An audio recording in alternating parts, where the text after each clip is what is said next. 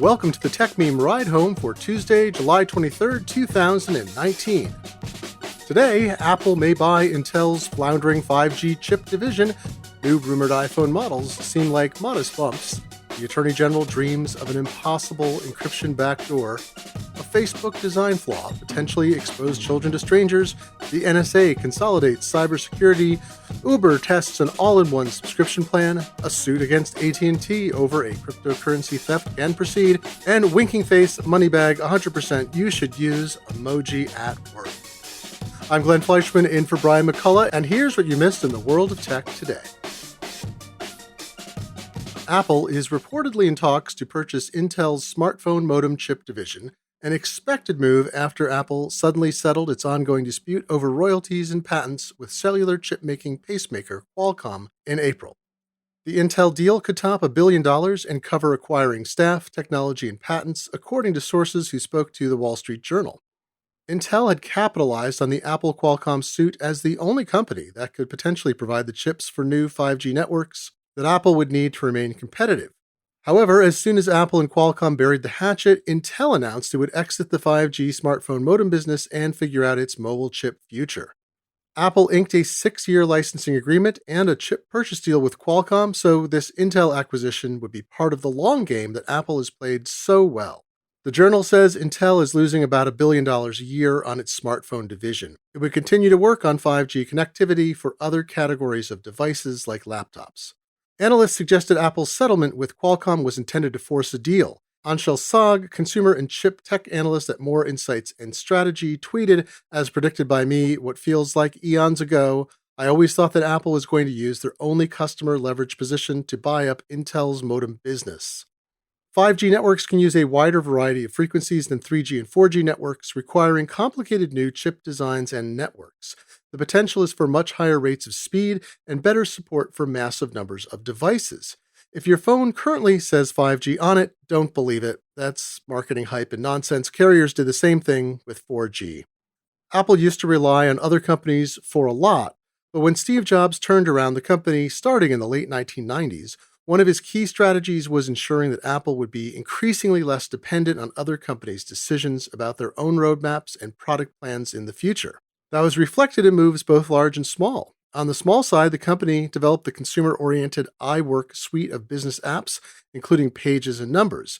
On the big side, it acquired a chip design firm in 2008 that licensed ARM, that's ARM technology, that ultimately allowed it to create its own A-series chips for iPhones and iPads and some of its other devices. And it's anticipated at some point in the future for laptops. This Intel acquisition could help speed that date because Intel engineers would add to Apple's portfolio of knowledge and patents related to chip making. Intel has had a series of failures related to mobile chips. In 1998, it purchased strong ARM from DEC to develop its X-Scale products, which were also ARM-based. It sold that line to Marvell in 2006. In the early 2000s, it tried to develop a technology to compete with burgeoning high-speed cellular data technology, which was called WiMAX, shipping its own mobile chips for this starting in 2006 and investing in Clearwire, a WiMAX carrier. WiMAX was effectively dead a few years later, and the carrier shut down. Most of the innovations in WiMAX did make it into later cellular standards, however.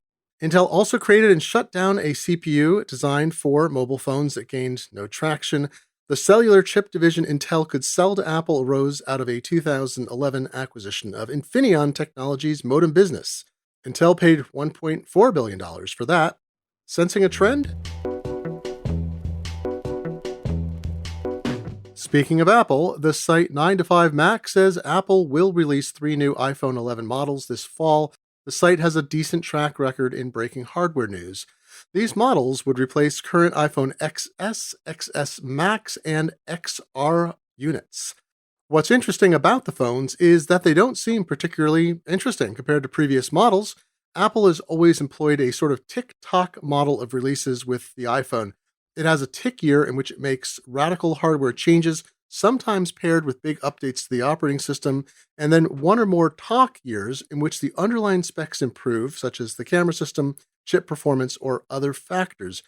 This seems mostly like a talk year. 9to5Mac says Apple will add a third camera used for wide angle images and which will also capture photographic information outside of the frame of a picture a user sees in the camera app. That extra information will reportedly be briefly retained so a user can reframe a photo or perform other fixes that rely on computational computing.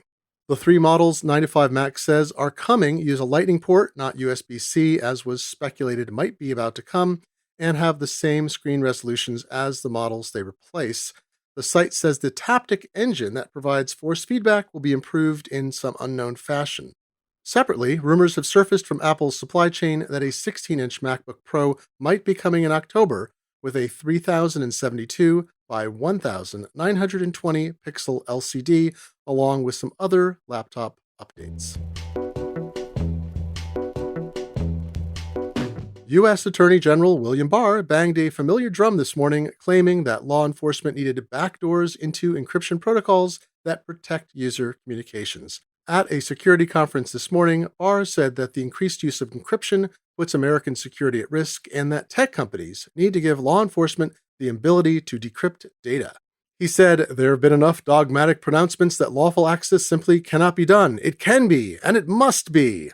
All security and encryption experts agree that it's impossible, not dogma, providing practical and theoretical detail about why that's so. Nevertheless, governments persist that a golden backdoor key that only they possess and secure will not be misused or stolen."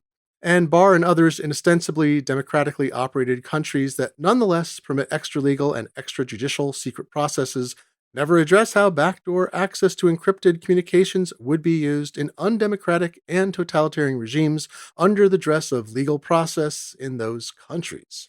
Senator Ron Wyden, a consistent, sensible voice on the topic, said from the Senate floor this morning, quote, "You can't only build a backdoor for the government. Once you weaken encryption with a backdoor, you make it far easier for criminals, hackers, and predators to get into your digital life," end quote. He said that before, but he went a step further. And here's a little bit of a long passage. "Today, I fear, rather, I expect that if we give this Attorney General and this President the unprecedented power to break encryption across the board and burrow into the most intimate details of every American's life, they will abuse those powers. The public statements and the behavior of William Barr and Donald Trump, it is clear to me that they cannot be trusted with this kind of power."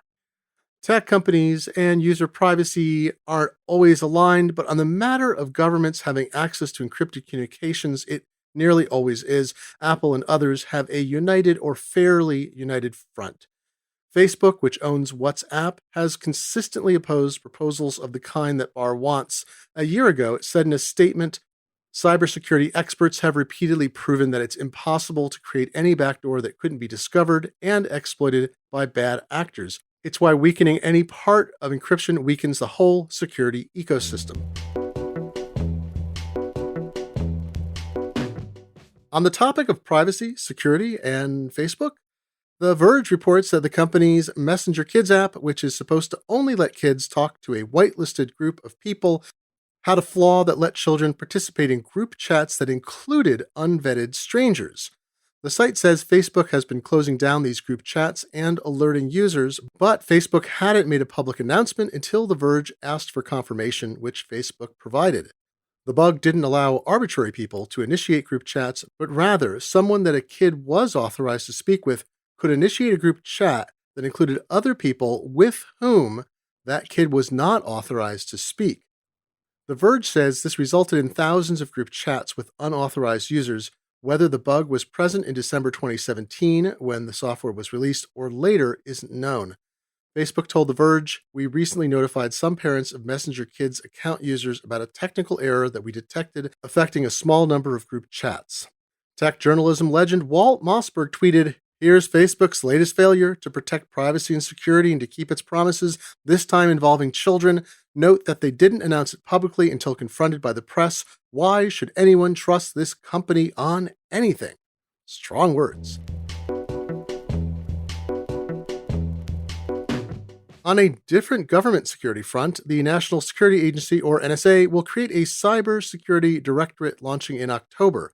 The idea of this directorate is to pull together siloed resources into one place and also emphasize a coordinated offensive strategy to eliminate threats and a stronger defensive strategy that will include greater sharing of information among allies. The NSA posted a FAQ about the new directorate. Yes, that's what 2019 is like. The NSA posts facts and said that it is, quote, charged with preventing and eradicating threats to national security systems and the defense industrial base. This group will coordinate activity better, making it more likely that it can detect and knock out foreign attacks, as well as be better prepared for them. That includes protecting the power grid, banking, and parts of the economy, as well as ensuring election integrity.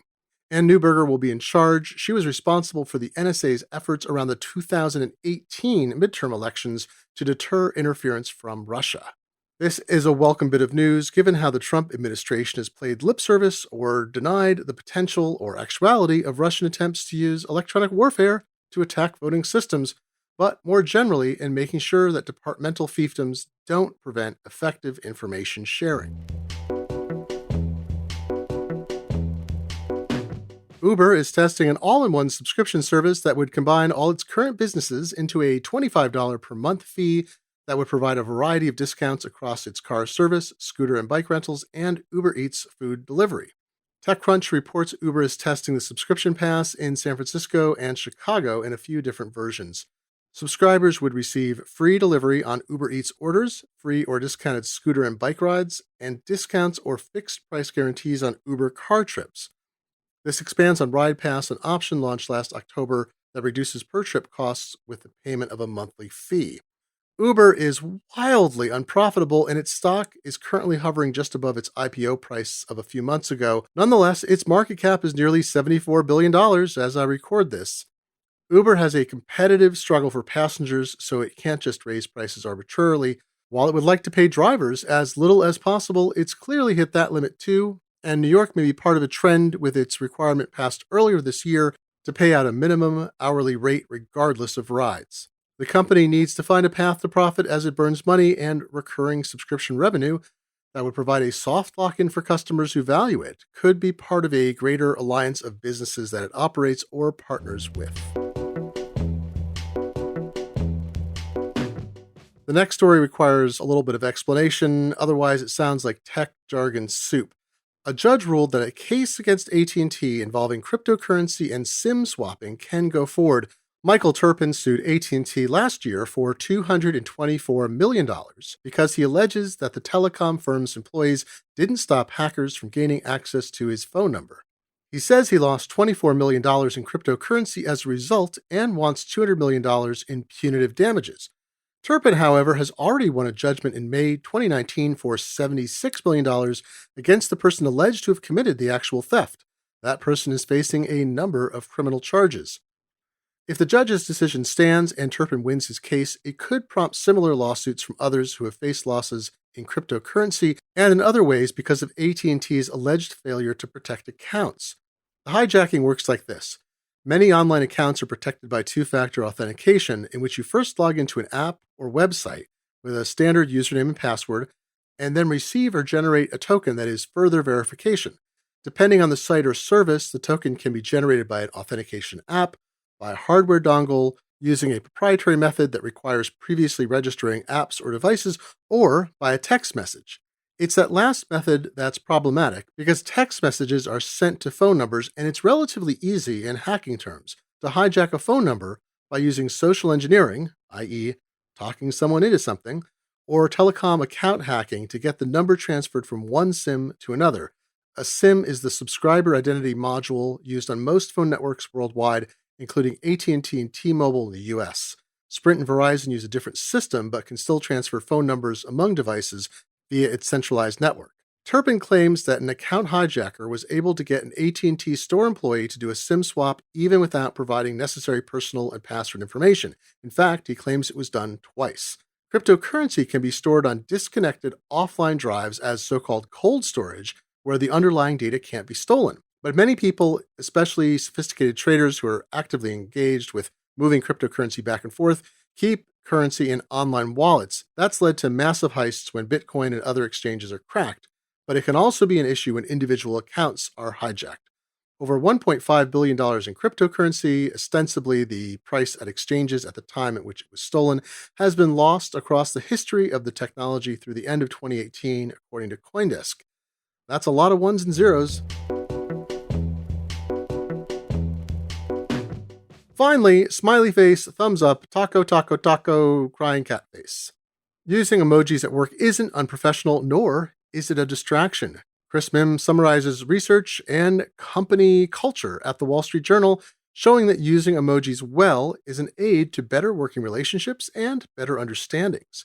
Researchers from Columbia, that's the country, not the university, flag emoji would help right here, recently confirmed what social scientists have speculated, that we process emoji in the part of the brain that processes faces. Now, presumably that's for emoji with faces. I don't think a bowl of rice or a floppy disk has a face.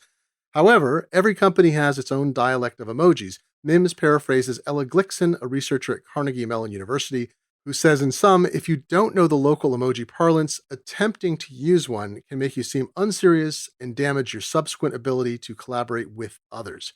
Well, it's all Greek to me. Hashtag lamb sandwich tahini sauce. And that's the news. I'm Glenn Fleischman, and thank you for letting me talk in your ears for the last 4 episodes. Brian McCullough will be bringing back his mellifluous tones on desk duty tomorrow, refreshed and full of salmon. You can find me in the future at Glenn F, that's with 2 N's, on Twitter, or at glog.glennf.com on the interweb tubes.